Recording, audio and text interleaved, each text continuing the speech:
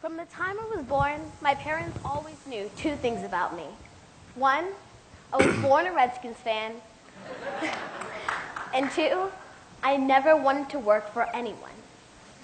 I guess I inherited that from 6 generations of entrepreneurship. My entrepreneurial journey began at age 7 when I had a dream to start my own jewelry business. Now, I've always loved jewelry, and I'd spend hours watching YouTube videos and looking in magazines for design ideas. When I started to wear my pieces to school, my friends would buy them right off of me. And that's when I started my own jewelry business. Now, in the beginning, I was afraid that no one would want to buy my jewelry. So my mom gave me a book called Who Moved My Cheese? In the book, one thing really stood out to me. It said, "What would you do if you weren't afraid?" So I wrote this down and I put it on my bedroom wall so I could think about what I need to do to overcome my fears. And once I overcame my fear, I moved forward and created Jewels of Jordan. This is a picture of me at my first event and grand opening at age 9. When I walked in the room, the first thing I noticed were all the adult vendors and thought I wasn't going to sell anything. I saw vendors selling jewelry that I remember seeing in my mom's magazines. The host told me that she was going to pass around a mic and allow each vendor to talk about themselves. That's when my face became hot and red, and I felt like I was going to faint because I didn't know what I was going to say. As the mic started to go around, I felt like it was moving in rapid speed. As it came to me, all I was able to say as my voice started to shake was, "Hi, my name is Jules Jordan. Gabrielle. I make Jules. Yeah." I passed on the mic feeling like I did horrible. I sat down just waiting for this event to be over.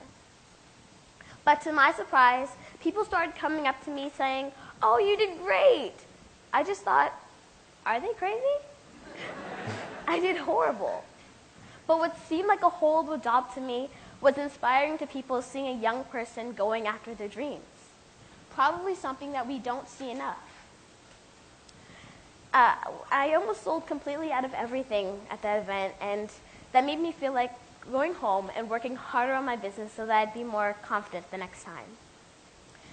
Now, I wanted to show how I achieved some of my dreams and goals and the mindset that I had to put forth to achieve them. So that's why I wrote a book. Now, writing a book was definitely challenging. I remember giving up, sacrificing a lot, and I remember watching my family play basketball outside while I was inside holding back tears just because I wanted to shoot some hoops. But it was all worth it when my books finally arrived. I could only hope that these books would do some wonderful things for others, and they do. I'm able to give a portion of my profits to different organizations like the Bowie Food Pantry and Smile Train. I know that my food pantry has more food to give and that a little girl's cleft lip is gone. And it's so exciting to see what an impact, what some books and jewelry could do for people's lives. Now, having a business is not always fun. I understand that the mistakes that happen remind me to be more humble and disciplined to my work if I want to make a difference. But they also remind me how thankful I am to have a family that tell me when I mess up.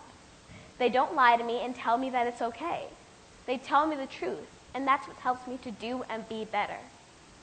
Now, a lot of bad things have happened that allowed me to learn and grow, like losing money and getting sick and having to leave early from an event, and sometimes feeling like being a kid, an entrepreneur, and trying to keep my grades up in school are just too much.